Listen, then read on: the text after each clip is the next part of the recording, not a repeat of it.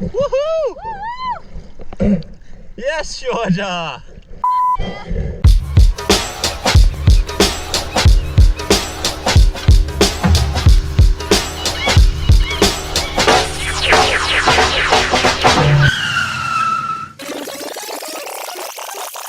What's happening? Just run out of fuel, almost to the island, but not quite. After bobbing around in the deep blue for what felt like hours, the boys managed to make contact with Kwakea Island via radio. Luckily, help was only a few kilometers away, meaning it wasn't long before we were refueled and finally on the home stretch, after nearly 4 hours out at sea in this tiny boat, which was feeling smaller and smaller by the minute. After 7 days of traveling, 3 missed flights, thousands of kilometers, and running out of fuel in the middle of the Pacific Ocean, let's just say we were pretty stoked to see the palm trees and white sandy beaches of Kwakea. Just getting here was an adventure in itself, so we couldn't imagine what the next couple of days had in store for us.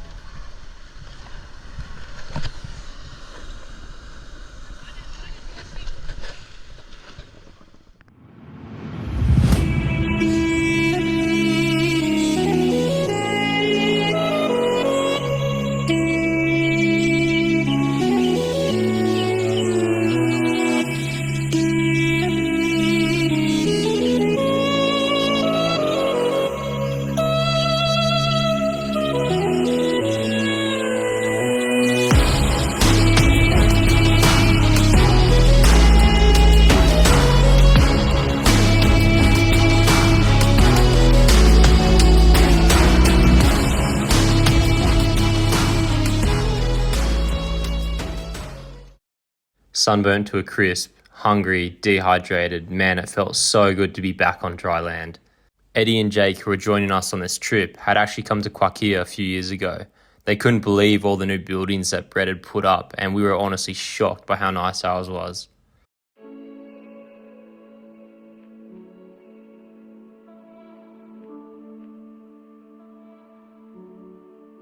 Kwakea, or Pakea as the locals call it, is a nearly 3-kilometre long volcanic island located in the far north of the Vanuatu archipelago, in an area otherwise known as the Banks. The island is owned and operated by a bloke called Brett, a local legend in this area of Vanuatu.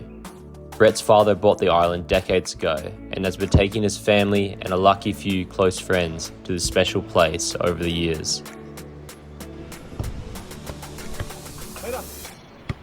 Where's the header?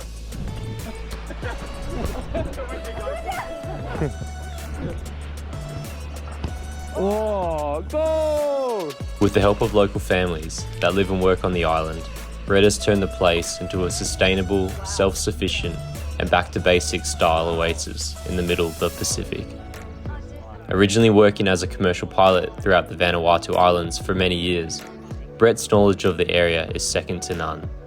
His love of spearfishing, the ocean, living off the land and sea is what attracts people like Georgia and I to come all this way despite the challenges.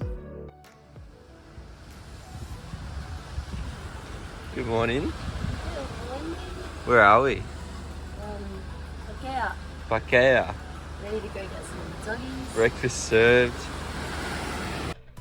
After settling in, refueling and recharging, we wasted no time to get our gear ready and get out there and see what the ocean had to offer. What's happening here? Ready to go south of the rift dive. Very excited to shoot something.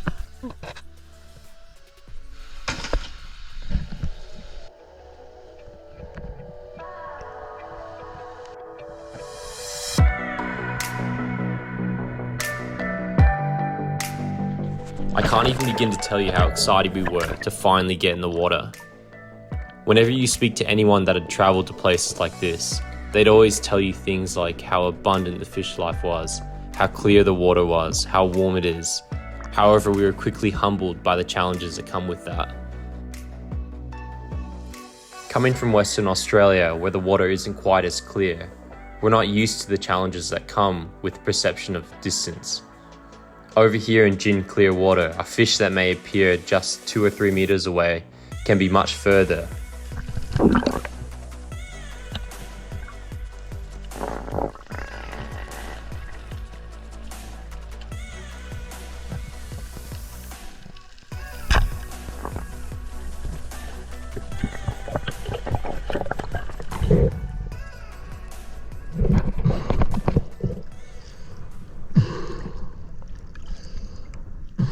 On this first day of diving, Georgia and I really struggled with the clarity of the water, as well as adjusting to the depth and stretching our lungs to get some proper bottom time.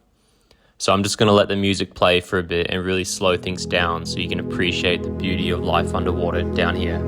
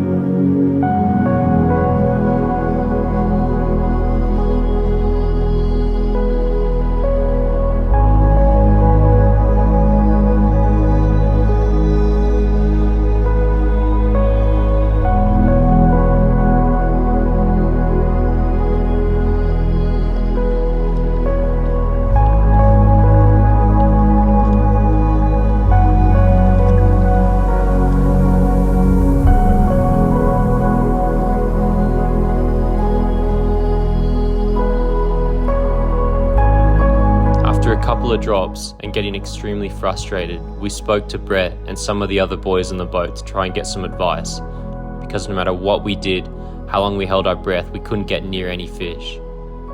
He told us probably the best piece of advice we heard for the rest of the trip, and that's do less. If you look really closely, you'll see Georgia laying flat on the bottom, trying to stay as still as possible as she watches a moo dive into a hole. Unfortunately, I missed the shot, as Georgia lined up a nice sized moo on the bottom, one of the most prized fish on the reef out here in Vanuatu, Yes, and amazing Georgia. eating. Oh Good shot! Come here! Fuck yes! I didn't see him. As always, the boys are quick to get the bleeding fish back on the boat before any pesky sharks try and steal our dinner. Good work. 6 or 7 times. I thought I'd lost him in the rock. Woo! Let's see, Georgia, what do you got? I got my first moo. Yeah, nice, good Woohoo! size. Thanks. With Georgia landing one of the most elusive and prized reef fish out here in Vanuatu, let's just say the pressure was on for me to get at least something in the boat. Luckily, the dumbest fish out here, a midnight snapper, swam past, and he was lunch. With not a soul in sight for hundreds of kilometres, and an esky full of fresh fish, I couldn't think of a better way to end the day than finding a remote island all to ourselves for an island-style cook-up.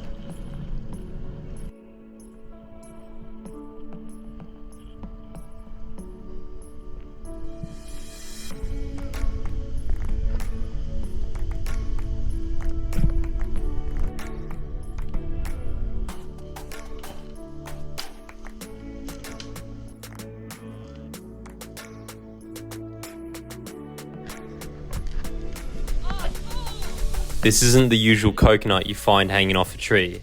This is a fermented coconut. One that's probably been sitting on the ground for months and you'd probably walk by without even thinking twice about it. Well, if you're a local like these guys, you know that these coconuts are a delicacy and actually pretty rare to find. They're full of this beautiful fairy floss crunchy inside that's sweet and absolutely delicious. After the entree of fermented coconut, it was now time for the best wood-fired fish I've ever eaten. Fresh moo, midnight snapper and parrotfish. And to top things off, you honestly can't leave a remote island like this without grabbing a fresh coconut from the palm tree. In saying that, I didn't think we'd need to climb 15 meters up to try and get them with our bare hands.